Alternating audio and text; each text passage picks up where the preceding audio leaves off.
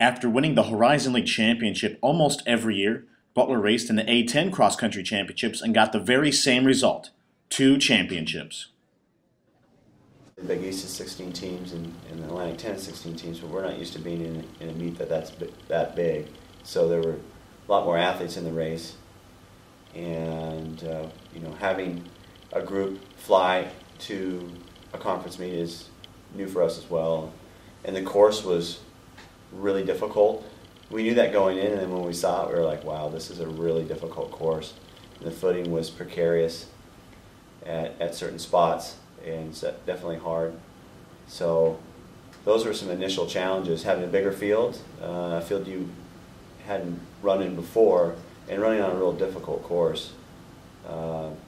That 3 teams, that were in their own backyard had run on dozens and dozens of times. I think that was a huge advantage for Temple and LaSalle and St. Joe's.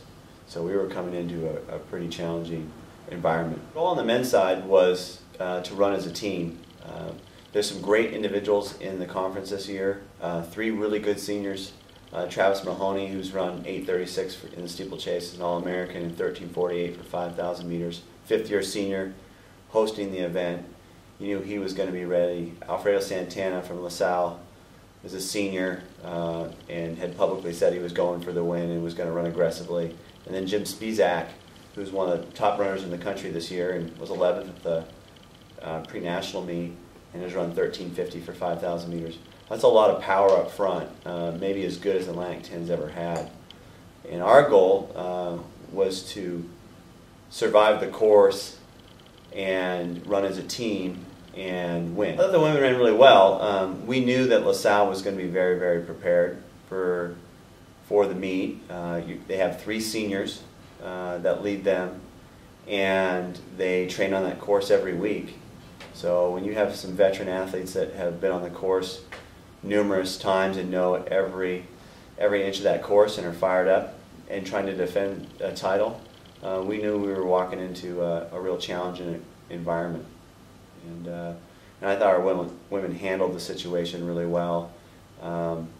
LaSalle tried to apply a lot of pressure early, which I think was smart on their end, and we just withstood that.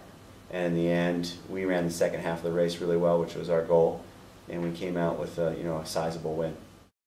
Roe said the highlight of the women's race was an individual battle between Butler's Katie Clark and LaSalle's Megan McGlinchey. Clark came out on top. She threw as many punches as she could at Katie. It was an absolute battle.